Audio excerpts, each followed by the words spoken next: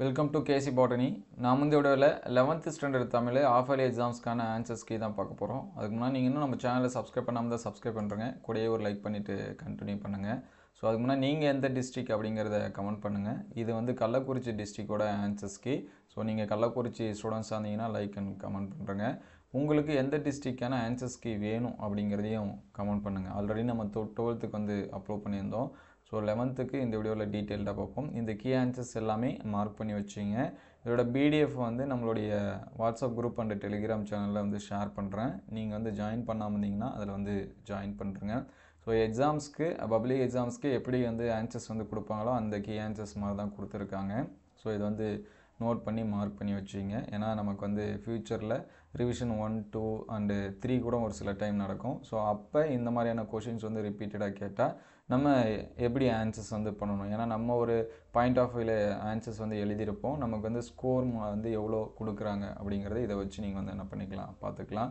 So உங்களுக்கு இந்த டிஸ்ட்ரிக்டோட questions வந்து வரலனாலும் இந்த கொஷின் பேப்பர்ஸ் எல்லாமே பாருங்கள். ஆல்ரெடி நம்ம எல்லா சப்ஜெக்ட்டுக்குமே model question papers last year நடந்த கொஷின்ஸ் எல்லாமே அப்லோட் பண்ணிட்டு தான் இருக்கோம். இம்பார்ட்டன்ட் கொஷின்ஸ் எல்லாமே. ஸோ அது எல்லாமே பிளேலிஸ்ட்டில் இருக்குது. ஸோ நீங்கள் வந்து ஒரு 2 அல்லது 3 கொஷின் பேப்பரை கம்பேர் பண்ணி படித்தாலே உங்களுக்கு வந்து போதுமானதாக இருக்கும். அதாவது நான் வந்து கொஞ்சம் ஆவரேஜான மார்க்ஸ் எடுக்க நினைக்கிறேன் அல்லது ஒரு 70% எடுக்க நினைக்கிறேன் அப்படின்னா நீங்கள் அந்த கொஷின்ஸ் எல்லாமே படிங்க. நான் ஃபுல் மார்க்ஸ் எடுக்கணும்னு நினைக்கிற ஸ்டூடெண்ட்ஸ் எல்லா கொஷினுமே தான் படித்தாகணும். ஸோ மோஸ்ட் இம்பார்ட்டன்ட் கொஷினாக செலக்ட் பண்ணி படிக்கிறதுக்கு இந்த மாதிரியான மாடல் கொஷின் பேப்பர்ஸ் இது எல்லாமே பாருங்கள். ஸோ ஹாஃப் இயர்லியோட டிஃப்ரெண்ட் டிஸ்ட்ரிக்டில் நடந்த கொஷின்ஸ் எல்லாமே கலெக்ட் பண்ணி வச்சிங்க. ஏன்னா நமக்கு வந்து ரிவிஷன் எக்ஸாம்ஸு 1 and 2 இந்த மாதிரி எல்லாமே நடக்கும். ஸோ அதுக்கு அந்த கொஷின் பேப்பர்ஸ் உங்களுக்கு வந்து ஹெல்ப்ஃபுல்லாக இருக்கும். ஸோ அதையும் அடுத்தடுத்த வீடியோவில் நம்ம வந்து அப்டேட் பண்ணுவோம். ஸோ ரிவிஷன் எக்ஸாம்ஸ்க்கு பப்ளிக் எக்ஸாம்ஸ்க்கு அந்த கொஷின்ஸ் எல்லாமே உங்களுக்கு வந்து ரொம்பவே ஹெல்ப்ஃபுல்லாக இருக்கும். ஸோ அது எல்லாமே பாருங்கள். நீங்கள் எந்த டிஸ்ட்ரிக்கு உங்களுக்கு எந்த சப்ஜெக்ட்டுக்கான ஆன்சர்ஸ் கீ கொஷின் பேப்பர்ஸ் இது எல்லாமே வேணும் அப்படிங்கிறதையும் கமெண்ட் பண்ணுங்கள். அதை அடுத்தடுத்த வீடியோவில் நம்ம வந்து அப்டேட் பண்ணுவோம். ஸோ இந்த வீடியோ உங்களுக்கு எந்த அளவுக்கு ஹெல்ப்ஃபுல்லாக இருக்குது அப்படின்னு சொல்லிட்டு கமெண்ட் பண்ணுங்கள். இதோட கீ ஆன்சர்ஸ் எல்லாமே நோட் பண்ணி வச்சுங்க.